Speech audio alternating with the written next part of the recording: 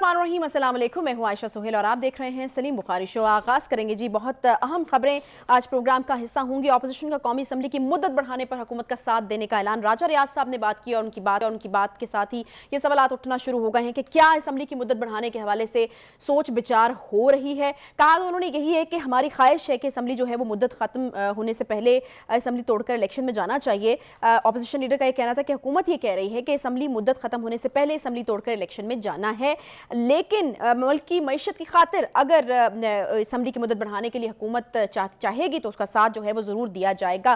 बहरहाल कुछ मुलाकातों के हवाले से भी खबरें हैं कि मुलाकातें अगर हुई हैं तो उसके अंदर जो कोई हतमी फैसला नहीं हो सका।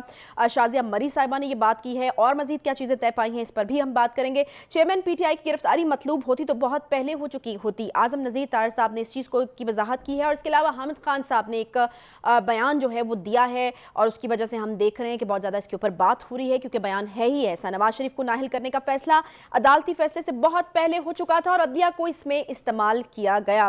यकीनन ये एक बड़ा कन्फेशन जो है वो हो सकता है। हामिद खान साहब PTI का एक बहुत अहम हिस्सा जो है वो रहे हैं। फयाज चौहान साहब ने भी कुछ बयान दिए हैं, उनके ऊपर भी बात करेंगे। फिर मरीम औरंगजेब साहबा ने भी काफ़ी सख्त किस्म के बयान दिए हैं। इसके अलावा बात करेंगे जी IMF की शराइत जो है वज़ीर-ए-आज़म कह रहे हैं कि अब उनकी मुकम्मल पासदारी करेंगे और पिछली हुकूमत ने IMF मुआहदे की धज्जियां उड़ाई थी, जिसकी वजह से हमने बहुत ज़्यादा टफ टाइम जो है वो इस हवाले से देखा भी है। हमाद अजहर साहब बोल रहे हैं, लेकिन समझ नहीं आ रही कि वो आखिर किस तरह से बोल रहे हैं, क्योंकि हमाद अजहर साहब के हवाले से तो यही था कि वो भागे हुए हैं, छुपे हुए हैं, लेकिन अब हमाद अजहर साहब हमें बोलते हुए नजर आ रहे हैं। इस पर भी हम करेंगे बात। इसके अलावा जी आज भुट्टो का तख्ता उलटकर ज़िया के आइन पर शब खून मारने को 46 बरस मुकम्मल हुए हैं और कारगिल के हीरो कैप्टन कर्नल शेर खान शहीद जो हैं निशान हैदर, उनका 24वां यौम शहादत भी है। इस पर भी हम जरूर करेंगे बात। अस्सलाम वालेकुम बुखारी साहब, ठीक ठाक हैं? कैसी हैं आप? ठीक मेरे ख्याल में सांस एक फूल गई है सारी चीजों को कवर करते करते, क्योंकि बहुत सारी चीजें जो है वो आज हमें कुछ दिनों से आपने ना काफी सारे इश्यूज समेटने शुरू किए हुए हैं। कल भी इसी तरह से हैक्टिक एजेंडा था। नहीं, वो हुआ कुछ यूं कि जब हमने पहली दफा एक्सपेरिमेंट किया तो इस खूबी से आपने वो सारे इश्यूज के ऊपर हमें तज्जिया दे दिया कि हमने कहा कि अब इसको प्रैक्टिस करके देखते हैं। असल में वो हमारी जो टीम है ना रिसर्च की और हमारे जो डायरेक्टर प्रोग्राम है वो हमारा इम्तिहान लेते हैं कि देखें इनसे ये इसको कैटर कर सकते हैं कि नहीं। एनीवे हम अपनी कोशिश करेंगे आज भी कैटर करने की। बुखारी साहब आगाज कर दें जी। मेरे ख्याल से वाकई सोचा जा रहा है कि असम्बली की मुद्दत को जो है वो बढ़ाया जाए। क्या कह रहे हैं राजा रियाज साहब? देखिए, राजा रियाज साहब पर बाद में आते हैं, लेकिन ये बाज़गश्त हमने पहले भी सुनी है, अगर आपको याद हो तो कहा जा रहा था कि आइन में इसकी गुंजाइश है कि आप 6 महीने की इमरजेंसी लगा सकते हैं। आइन में इसकी गुंजाइश है कि अगर लॉ एंड ऑर्डर सिचुएशन ऐसी हो तो भी आप 6 महीने की मुद्दत बढ़ा सकते हैं। तो ये मुद्दत बढ़ाने का कॉन्सेप्ट जो है ये आइनी तो ज़रूर है और इसके ऊपर बात भी होती रही है, क्योंकि जो जंग चल रही थी between the judiciary and the government, तो उसमें जिस तरह के इशारे जुडिशरी से मिल रहे थे उसी तरह के रिएक्शन हुकूमत की तरफ से आ रहे थे। तो लगता ये था कि कहीं ये मामला जो है लटका के इलेक्शन को अक्टूबर से भी आगे ना ले जाए। तो ये एक वक्त में बात हुई थी। लेकिन ये जो बात है ये चूँकि अपोजिशन के लीडर हैं असेंबली में और उनका ये कहना कि अगर हुकूमत ऐसा फैसला करती है तो हम उसका साथ देंगे।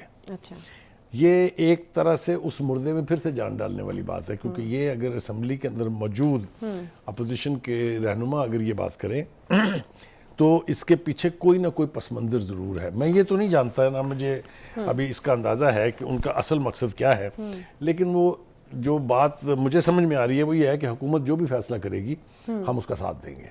और वो मेरे ख्याल से नेचुरल है। सबको पता है कि जब PTI ने इस्तीफ़े दिए थे, इन लोगों ने नहीं दिए थे इस्तीफ़े, तो जाहिर है वो हुकूमत की खुशनुदी के लिए कोई भी फैसला ऐसा करे। लेकिन ये बुखारी साहब मुझे बताएगा कि ये उनका ज़ाती बयान हो सकता है या पार्टी पॉलिसी? क्योंकि पार्टी के हवाले से तो हम सुन रहे थे कि पार्टी चाहती है कि इलेक्शन सब हो जाएं।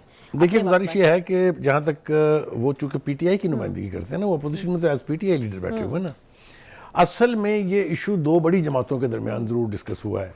अच्छा, वो है पीपल्स पार्टी और पाकिस्तान मुस्लिम लीग नवाज। अब ये हवाला आ जाएगा वापस फिर वही दुबई की मुलाकातों का, जिसकी तरफ शाजिया मरी साहिबा ने भी इशारा दिया है। वो ये कहती हैं कि ये सारी भी जो खबरें चल रही हैं अखबारात में, जो मीडिया चैनल के ऊपर, टॉक शोज में जो बातें हो रही हैं, ये सब उनके नज़दीक बेमानी है, क्योंकि कोई फैसला नहीं हुआ है। अच्छा, ये इस तरह की पोजीशन उस वक्त ली जाती है जब प्रेशर बढ़ाना। क्या मुलाकात तो हुई, खाना वाना खाया, बस आ गए। मेरे ख्याल से वो ये तासुर देने की कोशिश कर रही है, लेकिन ऐसा नहीं है। होता ये है कि जब इख्तलाफात की बातें हम सुने ना बड़ी पार्टियों के बीच में, तो इसका मतलब ये है कि कोई ना कोई इशू बनाना मकसूद है। दूसरी बात यह है कि जब भी कभी कोई इत्तेहाद बनता है बड़ी पार्टियों के बीच में, चाहे वो इंतखाबी इत्तेहाद है, चाहे वो सियासी इत्तेहाद है, तो हम चलते हैं जरा थोड़ा सा पीछे जाएं 2006 में 2005 2006 में एफर्ट्स के बाद जो मिसाक जमहूरियत हुआ था उसमें बुनियादी तौर पर यह फैसला हुआ था कि जिसके पास भी MNAs की तादाद ज़्यादा होगी वज़ीर आज़म उसका होगा और इसके ऊपर अमल भी हुआ। सही है। यानी ये कोई ऐसी बात नहीं है, मतलब इसमें कोई लड़ाई झगड़ा नहीं है कि तय हाँ पावर शेयरिंग का फार्मूला जो है वो बड़ी पार्टियों के बीच में दोबारा तय होने का मरहला शुरू हो गया हुआ है। दुबई को मैं समझता हूँ कि उस मरहले का आगाज़ है, नुक्ता आगाज़ है। हम सुन रहे हैं कि और भी मुलाकातें होंगी अभी। यानी इसका मतलब है कि ये फैसला पहले नहीं होगा कि कौन सी पार्टी जो है वो वज़ीर आज़म बनाएगी, इलेक्शन के बाद जिसके MNA ज्यादा होंगे। देखें ये इसके लिए हमें थोड़ा सा यानी हिस्ट्री को भी रिकॉल करना होगा और ग्राउंड सिचुएशन को भी देखना होगा। सिंध जो है वहां पर पीपल्स पार्टी की डोमिनेंस से किसी को इनकार नहीं है। इसी तरह से पंजाब में पाकिस्तान मुस्लिम लीग नवाज की जो अक्सरियत है वो यानी मुसल्लमा है, उसको आप अनलेस के इलेक्शन रिजल्ट उसको अंडू कर दें, लेकिन ये जनरल इंप्रेशन यही है। लिहाजा पीपल्स पार्टी की ख्वाहिश ये है कि उसे पंजाब में कुछ सीटें मिल जाएं ताकि वो अपनी सिंध की जो कुव्वत है उसका इस्तेमाल कर सके। मतलब कहने का ये है कि अगर सिंध की सीटें मिला ली जाएं, बलूचिस्तान से भी आपको पता पीपल्स पार्टी की सीटें हैं, KPK में भी कुछ हैं और पंजाब में भी उन्हें कुछ मिल जाती हैं, साउथ पंजाब ख़ास तौर से जहां उनका ख्याल है, तो वो अगर 90 80 85 सीटों के साथ आएंगे तो एक कुव्वत बन जाएगी ना नेशनल असेंबली के अंदर।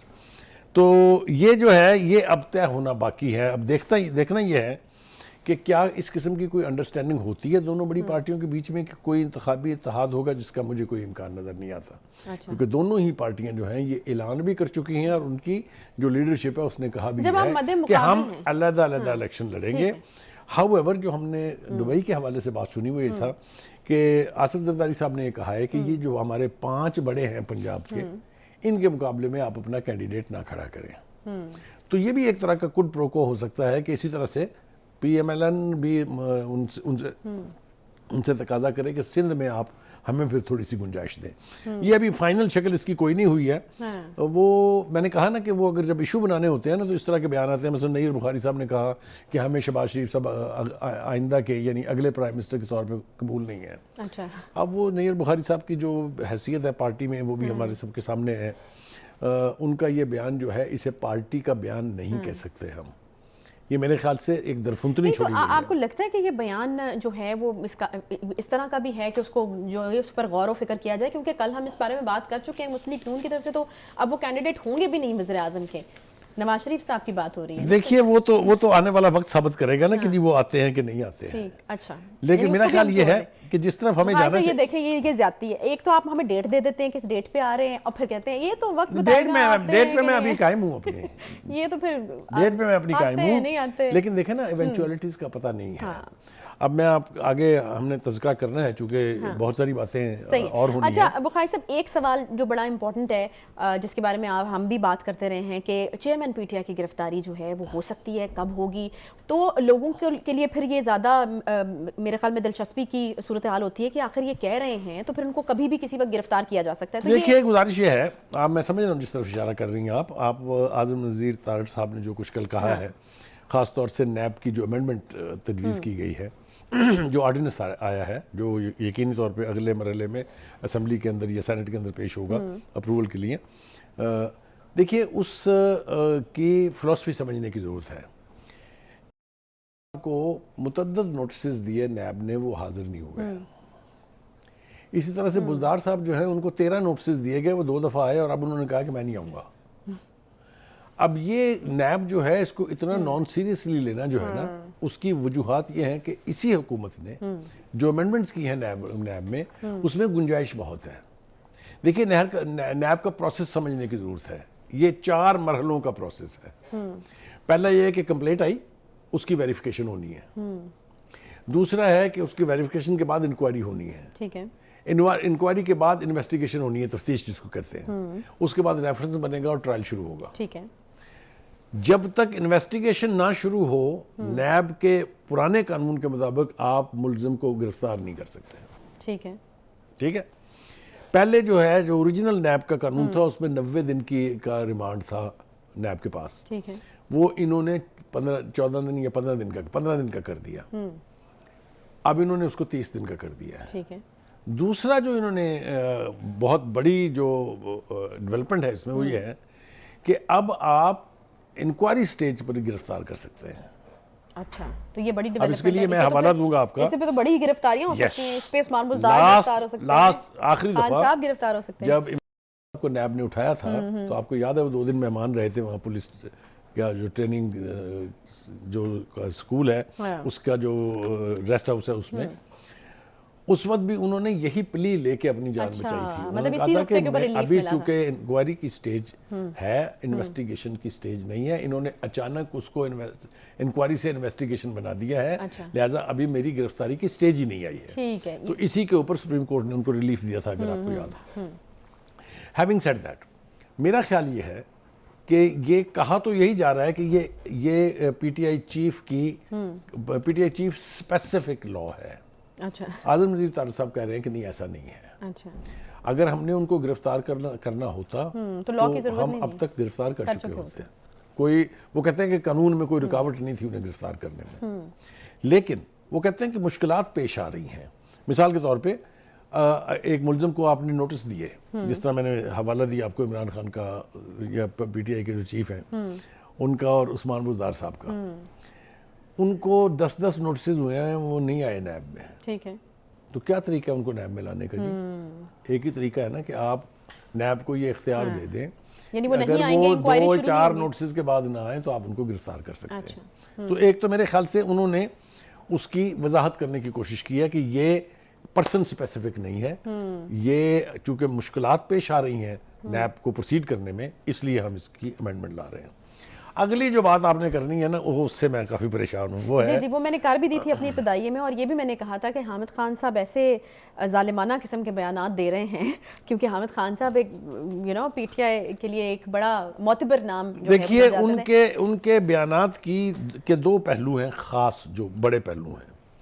एक तो ये कि उन्होंने ये कहा है कि जो नवाज शरीफ साहब थे उनको निकालने का फैसला जो है कहीं और हुआ था और अदालत के फैसले से बहुत पहले हो चुका था।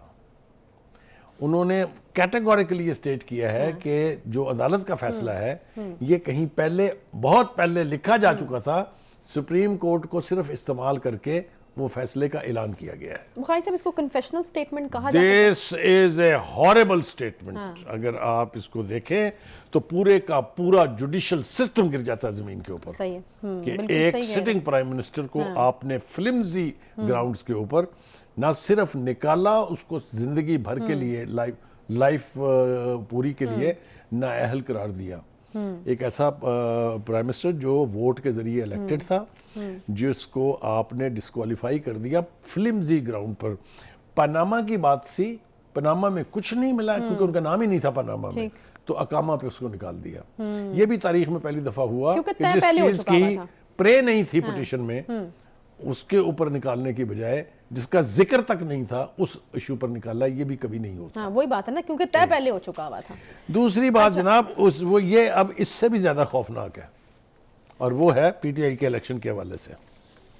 अच्छा, फयाजुल हसन चौहान साहब पीटीआई के के बयान का इलेक्शन के हवाले से भी 2 अशखास बोले हैं।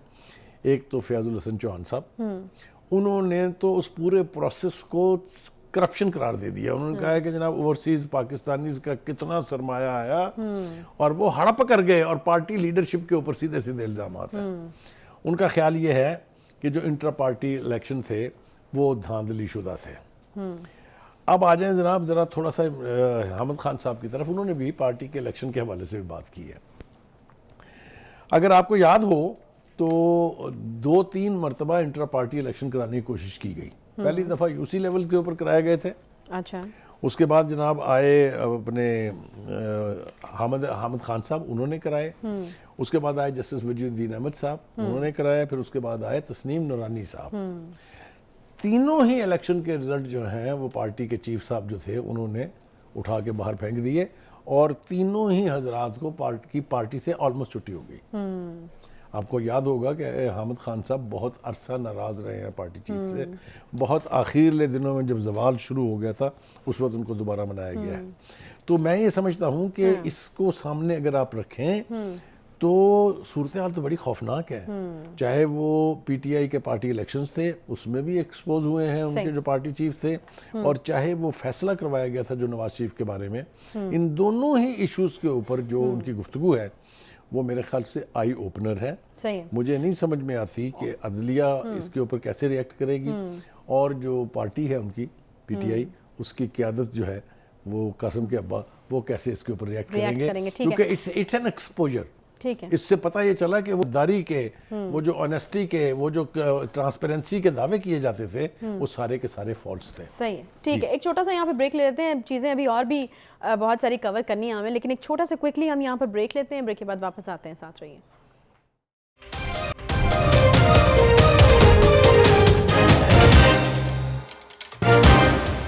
एक बार फिर से खुशामदीद कहते हैं। वज़ीर आला गिलगित बल्तिस्तान का इंतखाब है जी। सुप्रीम अपीलेट कोर्ट का हुक्म इम्तनाई जो है वो उसके ऊपर जारी हो चुका है। कुछ सिचुएशन यहाँ पर जो बन रही है वो आपको बताएं कि गिलगित बल्तिस्तान असम्बली 33 अरकान पर मुश्तमिल है और नए वज़ीर आला को कामयाबी के लिए 17 वोट दरकार हैं। अपेरेंटली बुखारी साहब 19 अरकान तो गिलगित बल्तिस्तान असम्बली का हिस्सा है तहरीक इंसाफ को, 17 दरकार हैं। तो देखिए गुजारिश ये है कि एक तो वो कहते हैं ना कि आप किसी के लिए गड़ा खोदते हैं तो फिर खुद आपको भी गड़े में गिरना पड़ता है।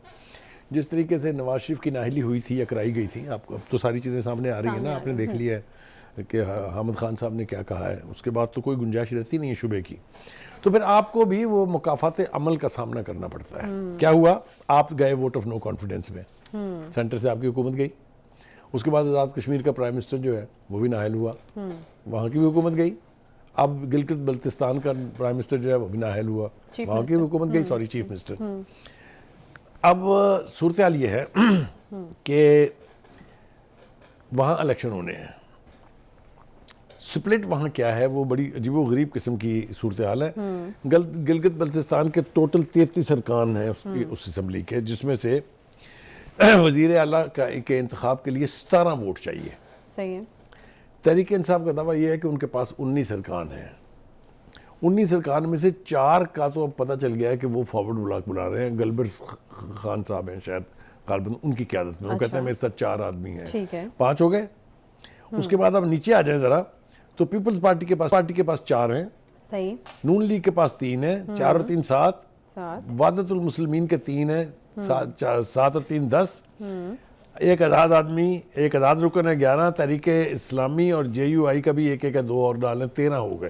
13 और 5 अगर वो मिला लें फॉरवर्ड ब्लॉक तो फारग होगी कि तो इनके पूरे होते हैं 18 फारग हो जाती है ना। अच्छा, ऐसा होगा कि नहीं होगा ये तो मेरा ख्याल जब इंतखाब होगा तब हम देखेंगे।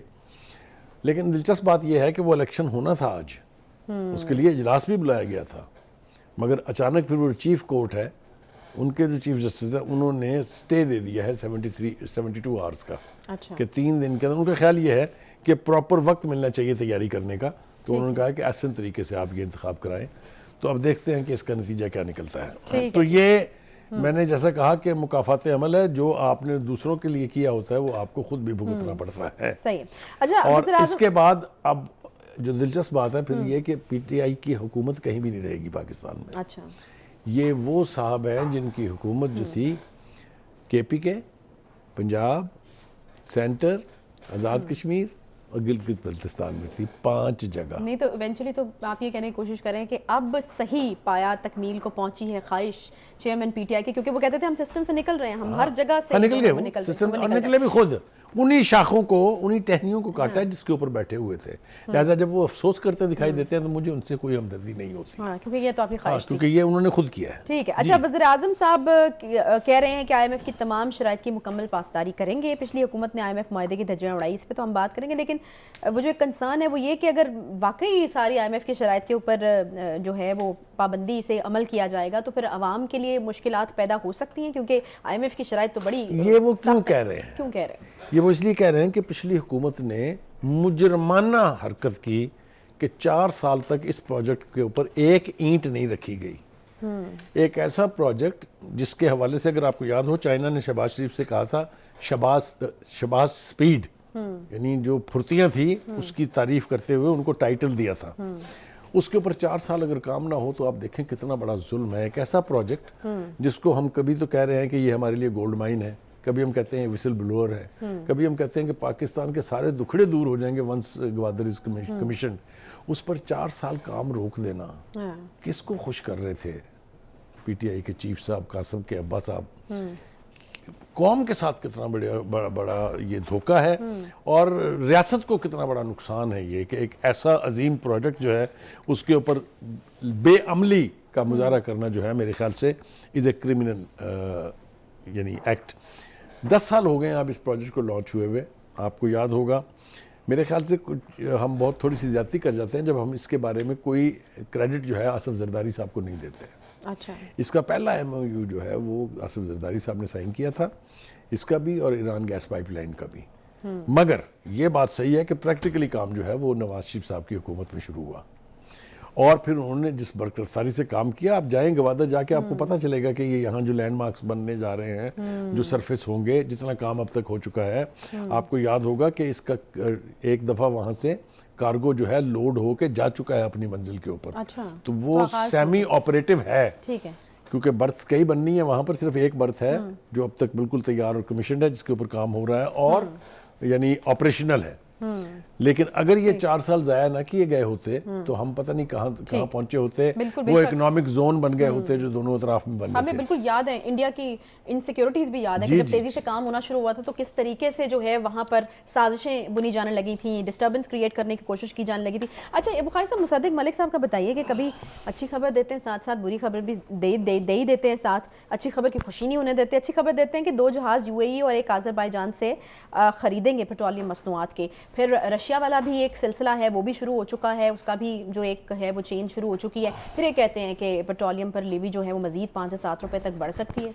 फिर ये कहते हैं कि आइंदा आने वाले दिनों में बिल्कुल आपने ठीक कहा। पहली बात तो ये है कि जो गैस का एक नेशनल क्राइसिस था वो इस हुकूमत ने अपनी पॉलिसियों के जरिए, वो इस हुकूमत ने गैस कतर से लेके, गैस आज़रबाईजान से लेके, गैस उज़्बेकिस्तान से लेके उसको रिजॉल्व किया है। अच्छा, अभी मैं ये नहीं कह रहा कि सारा मसला ख़त्म हो गया है, लेकिन जिस किस्म का क्राइसिस जो है, जिस किस्म की किल्लत को एंटिसिपेट किया जा रहा था, उससे इन्होंने बचाया है। अच्छा, यही हाल पेट्रोल का भी है। खान साहब जो थे वो तो सिर्फ ये दावा करके कि मैं जा रहा हूँ मॉस्को और हम वहाँ से तेल लेंगे, लेकिन प्रैक्टिकली ना उनसे कोई गुफ्तगू हुई थी, ना कोई लेटर ऑफ इंटेंट जो है एक्सचेंज हुआ था। इस हुकूमत ने प्रैक्टिकली ये कर दिखाया कि वहाँ से जहाज तेल का आके दूसरा भी आके अनलोड हो चुका है और हमारी रिफाइनरी जो है उसमें कैपेसिटी है उसको रिफाइन करने की। तो पेट्रोल का जो क्राइसिस आ सकता था वो भी हमने अवॉइड किया है और पेट्रोल की कीमतें भी नीचे गई हैं। ये आप देख रही हैं ना, ये तो आप एक्सपीरियंस कर रही हैं ना। हाँ, लेकिन उन्होंने साथ कहा है ना कि बढ़ सकती है, हाँ, लेकिन फिर वो नीचे क्या भी आ वो जाएगी। क्या है, वो ये है कि हमने IMF के साथ कुछ कमिटमेंट्स की हैं, लेकिन इसका ये मतलब नहीं है कि हम वो बढ़ा के फिर रिलीफ नहीं देंगे। ठीक है, जो मेरे ख्याल से हमने मनाई है बात IMF को, वो ये है कि हम आपके कहने के ऊपर ये कीमतें ज़रूर बढ़ाएंगे, ठीक है, लेकिन हम इसका ट्रिकल डाउन इफेक्ट जो है वो अपने कंज्यूमर्स पर नहीं होने देंगे। ठीक है, ये मेरे ख्याल से एक अच्छी बात है। ठीक है। तो ये इस वक्त एज ऑफ टुडे अगर आप देखें तो एनर्जी का क्राइसिस जो है वो मुकम्मल तौर पर ख़त्म नहीं हुआ है, लेकिन बदतर भी नहीं हुआ है। ठीक है। अच्छा, बुखारी साहब, मुतासरीन एक्चुअली हम में से मौजूद होते हैं। मैंने भी सुबह 6 बजे चूल्हा जलाया था, कोई नहीं जला। गैस की लोड शेडिंग अभी भी हो रही है। आपने कहा गैस की जो किल्लत है वो दूर कर ली गई है। नहीं, मैंने ये नहीं कहा, मैंने ये कहा है कि उस बरान पर काबू नहीं पाया जा सका और पहले से मुकम्मल ज्यादा हो तौर रही है, पर। मैं आपको बताऊं गैस की लोड शेडिंग। लेकिन उस हमें नजर आ रहा है उसमें रिलीफ मिलने वाला है। अच्छा, नजर आ रहा है, यानी हम एक्सपेक्ट करें कि अब लोड शेडिंग खत्म हो जाएगी गैस की। मतलब है इसमें बहुत वाज़ेह तौर पे कमी आएगी। अच्छा, ये मैं नहीं कर सकता अभी यहाँ पर बैठ के दावा कि ये मुकम्मल तौर पे ख़त्म हो जाएगी, लेकिन इसमें यकीनी तौर बुखारी पर साहब, बहुत कंप्लेन्स आ रही हैं और वो जो पैनल पे टीम बैठी हुई है उन्होंने नाम ले लेके बताया, ना इसके घर गैस थी, ना इसके घर गैस थी। मैंने तो खुद कहा है कि हमारे घर खुद नहीं। तो आपने कब मेरे मुंह से सुना कि मेरे घर गैस है? अच्छा, चले फिर ठीक है। अब लेकिन ये देखिए, जब गैस नेचुरल गैस भी ना आ रही हो और LNG भी ना हो आपके पास, तो फिर आप कहाँ जाएंगे? तो वो मेरे ख्याल से वो जिस तरह मैंने कहा है कि 2 जहाज UAE से आ रहे हैं, एक जहाज किसी और जगह से आ रहा है, तो उसका वो क्राइसिस सिचुएशन होने से बचाने के इकदाम हैं। बुखारी साहब, आपकी आस पे हम बैठे हैं कि अब ये जो है अगले आने वाले देखें, ये आस मैं अपने पास से नहीं दिला रहा, ये इशारे जो है मैं मुसद्दक मलिक साहब ने दिए हैं। अच्छा, और एक और बात जिसका तज़किरा बहुत ज़रूरी है वो ये है कि उन्होंने कहा है कि हमने अब एक तकसीम कर दी है। ठीक, कि जो आम आदमी है उसकी कंजम्पशन जो कम है, लिहाजा उसकी कीमत में कोई इजाफा नहीं है। जो घुरगेज हैं तुम्हारे आपकी तरह के, उनसे जो है वो ज़्यादा पैसे लिए सही है, जाएंगे। सही, जी ठीक है जी। बुखारी साहब जाते जाते मुझे भी लगा दी। नहीं, मैं लगाई नहीं है, मैंने सच बोला है। अच्छा, ये हमाद अजहर साहब टीवी पे कैसे नजर आ रहे हैं? हमें तो यही पता था ये छुपे हुए हैं, भागे हुए हैं, अब ये मेरे ख्याल से टीवी ये पे सारी नजर आ रहे पाबंदियां हैं। जो है ना, ये किसी एक खास पार्टी के लिए थी कि वो गुजरांवाले में एक तकरीर कर दी थी, तो उसके बाद नवाज शरीफ साहब का नाम लेना जो है वो ख़त्म हो गया था। वही भुगतना पड़ रहा है अल्लाह के फजल से पीटीआई की लीडरशिप को भी। हमाद अजहर साहब जो हैं उनको चाहिए, जो जितने बड़े बहादुर वो बनते हैं, जितने वो मुक्के लहराते थे, उन्हें चाहिए कि आएँ, अदालतों का सामना करें, जो मुकदमात हैं उनके ऊपर उनको फेस करें। ये चुपके बयान देना, जो इनके बयान को पूरी तौर से अगर आप पढ़ लें तो ये आपको बिल्कुल बेमानी लगेगा। नहीं, वो कह रहे हैं मार्केट में डॉलर नहीं है, और वो कह रहे हैं कि डॉलर नहीं है तो इकोनॉमी चल कैसे रही है? वो कह रहे हैं कि रोज मतलब आप नया ये रेट देते हैं। दरफुंतनी छोड़ना जो है ना, ये एक चीज है। But if there are no dollars then how the economy is running? ये नई एलसीज कैसे खुल रही हैं? अच्छा, सही है। और वो ये भी ये मार्केट में कीमत कम कैसे हो रही है अगर डॉलर नहीं है तो? ठीक है। ये स्टॉक मार्केट जो है ये सस्टेन कैसे कर रही है? तो ये जो है ना, ये बयान की हद तक कहते हैं ठीक ये है। बताएं कि इंपोर्ट कब खोलनी है और डॉलर कितना डॉलर आउटफ्लो इससे मुतवक्के है? ये भी सवाल पूछ रहे हैं, और देखा है ना उन्होंने भी कुछ देर देखिए सवाल असल चीज़ों में वो को। भी अपने आप को बहुत बड़ा इकोनॉमिस्ट समझते हैं, लेकिन उनको भी दे के देखी थी कासिम के अब्बा ने वजारत जो है, अच्छा। और फिर कुछ चंद ही हफ्तों के बाद उनको हटाना पड़ गया था। तो इसलिए बयान देने की हद, मेरा ख्याल है इन बयानात को अब ज़्यादा सीरियसली लेना चाहिए, इसलिए कि जो रियलिटीज़ हैं वो अब एक आम आदमी को भी पता है कि ये हमारे मसाइल हैं। बजट में हमारे ऊपर ये नई टैक्सेशन लग रही है, ये पॉलिसीज़ जो हैं पेट्रोलियम के हवाले से हैं, ये पॉलिसीज़ जो हैं डॉलर के हवाले से हैं। तो अब मेरे ख्याल से इन बयानात को इतना सीरियसली लेने की बजाय ग्राउंड सिचुएशन को देख के फैसले करने चाहिए और उसी के मुताबिक रिएक्ट करना चाहिए। सही है। ब्रेक ले लूँ मैं? आपकी हो गया मर्जी। मेरा ख्याल है। ये यार तो आपके पास है जो लामहदूद हाँ है। जी, बिल्कुल वही, और यही एक इख्तियार है तो मैं उसको इस्तेमाल कर ही लूँ। एक छोटा सा ब्रेक लेते हैं, ब्रेक के बाद वापस आएंगे, फिर वापस इख्तियार बुखारी साहब को दे देंगे। साथ रहिए।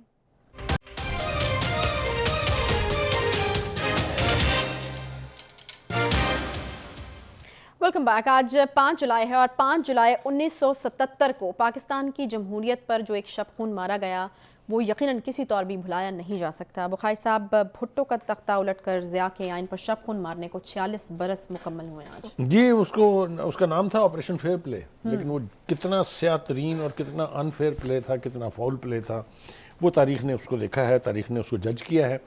वो शायर ने कहा था कि मरने वाले तुझे रोएगा ज़माना बरसों, या फिर ये कि हक मग़फ़रत करे अजब आज़ाद मर्द था। क्या शख्स था वो।